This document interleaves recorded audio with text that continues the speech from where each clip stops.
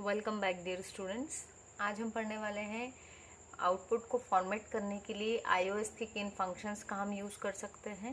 इससे पहले वाली क्लास में हमने मैनिपुलेटर्स देखे थे, जहां मैनिपुलेटर का यूज़ करके हम आउटपुट में वेरिएशंस ला रहे थे।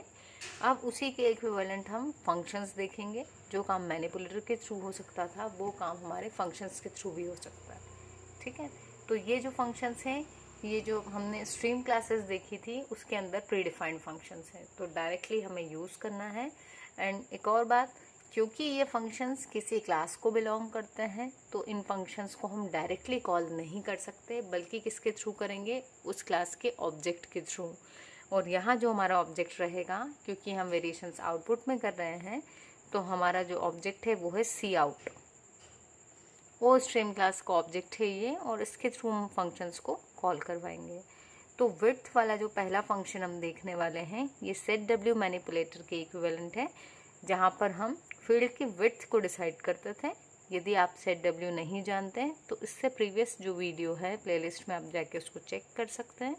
उसके बाद जब आप इसको देखेंगे तो आपको ज़्यादा ईजी रहेगा समझने में। सो फिर अगेन इसका जो सिंटेक्स है वो है object dot function. So object हमेशा हमारा क्या रहेगा, सी आउट डॉट विड्थ, और ब्रैकेट में हम w मतलब कि कोई नंबर देंगे जो हमारी विड्थ को डिसाइड करेगा। ठीक, तो यहाँ पर जो है हम जो भी विड्थ देंगे वो सिर्फ वन टाइम के लिए रहेगी। मतलब जैसे यदि हमने विड्थ दिया सी आउट डॉट विड्थ 5 और वैल्यू दे दी 543, तो ये जो पहली वैल्यू थी इसके लिए 5 विड्थ की फील्ड मिलेगी, मतलब यहाँ तक की।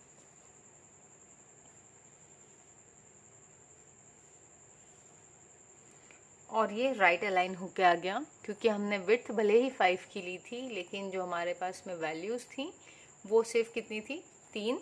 तो इसने यहाँ राइट साइड से लिखना जब शुरू किया तो 3, 4 एंड 5 शुरू की 2 स्पेस ब्लैंक रहेगी यहाँ पर। उसके बाद हमने नेक्स्ट वैल्यू दी 12। तो क्या होता है, सिर्फ पहली बार एक आइटम के लिए हमने जो विड्थ स्पेसिफाई की थी वो काम करेगी। उसके बाद वो फिर से उसके डिफॉल्ट पे रिवर्ट हो जाएगी। तो डिफ़ॉल्ट क्या था कि अगर आपने एंडल या फिर न्यू लाइन नहीं ली तो नेक्स्ट आप जो भी लिख रहे हो वहीं से शुरू होगा, तो ये डिफ़ॉल्ट में आ जाएगा और 12 वहीं से शुरू होगा। यदि हम चाहते हैं कि 12 को भी 5 की विड्थ मिले तो हमें ये वाली लाइन फिर से लिखना पड़ेगी और फिर सी आउट में 12 लिखेंगे, तब ये काम करेगा। ठीक है, नेक्स्ट जो है हमारे पास में फंक्शन वो है set precision. Set precision manipulator है, उसके इक्विवेलेंट जो फंक्शन है वो है प्रिसीशन। तो अनलाइक द फंक्शन विड्थ के केस में क्या हो रहा था, यदि हमने एक बार लिखा तो वो सिर्फ एक ही बार काम करेगा। लेकिन प्रिसीशन के केस में ये होगा कि यदि हमने एक बार लिखा, प्रिसीशन एक बार स्पेसिफाई की, तो वही काम करता रहेगा जब तक कि हम उसको रिडिफाइन ना कर दें। मतलब क्या है, ये हम एक एग्जाम्पल के थ्रू देखते हैं। देखिए, तो इसका एग्जाम्पल है cout dot precision d, object का नाम डॉट आपका फंक्शन नेम, और डी में हम क्या स्पेसिफाई करने वाले हैं, उसका नंबर, जितने प्रिसीशन यानी क्या होता है, जो भी फ्लोट नंबर है उसमें डेसिमल के बाद आप कितने डिजिट्स को प्रिंट करवाना चाहते हैं।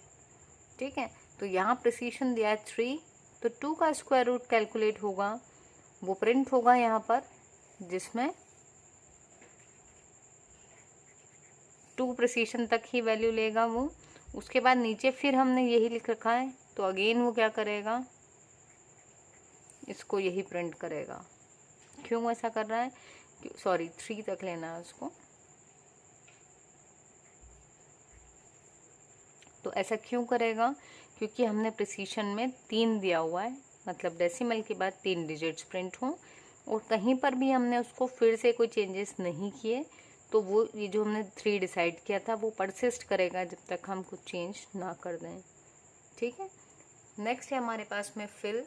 इसको भी हम सी आउट के साथ में यूज़ करेंगे, सी आउट डॉट फिल, और यहाँ हम कैरेक्टर स्पेसिफाई करेंगे, वो कैरेक्टर जिससे हम उस ब्लैंक स्पेस को भरना चाहते हैं। कौन सी ब्लैंक स्पेस, मतलब जब हम विड्थ जब डिसाइड कर देते हैं, विड्थ बड़ी है, डेटा कम था, तो काफ़ी स्पेस जो है बाय डिफ़ॉल्ट वो वाइट स्पेस दे देता है, मतलब ब्लैंक।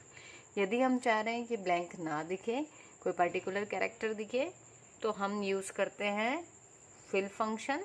आप मैनिपुलेटर में भी जाके चेक कर सकते हैं, वहाँ हमने सेट फिल यूज़ किया हुआ है।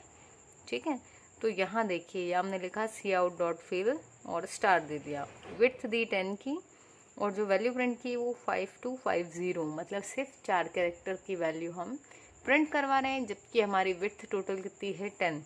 तो ये इधर के जो 6 स्पेसेस थी वो ब्लैंक रहेंगे बाय डिफ़ॉल्ट, लेकिन हमने यहाँ क्योंकि फिल फंक्शन यूज़ किया हुआ है तो वो किससे फिल कर देगा उस ब्लैंक स्पेस को, स्टार से। तो 6 स्टार यहाँ आ गए and then 5250। So I hope ये फंक्शंस भी आपको क्लियर हुए होंगे। ये मैनिपुलेटर्स के इक्विवेलेंट फंक्शंस हैं, काम वैसे ही करेंगे, लेकिन डिफरेंस ये है कि यहाँ पर हम किसके थ्रू कॉल कर रहे हैं इनको, क्योंकि ये लाइब्रेरी फंक्शंस हैं तो हम इसको ऑब्जेक्ट के थ्रू कॉल करवा रहे हैं। ठीक है, तो क्योंकि हमें सारे तरीके पता होने चाहिए किस तरीके से हम फॉर्मेट कर सकते हैं आउटपुट को, इसीलिए ऑल्दो हमने मैनिपुलेटर्स देख लिए थे बट हम ये iOS क्लास फंक्शंस भी देख रहे हैं। सो आई होप आपको वीडियो समझ में आई होगी।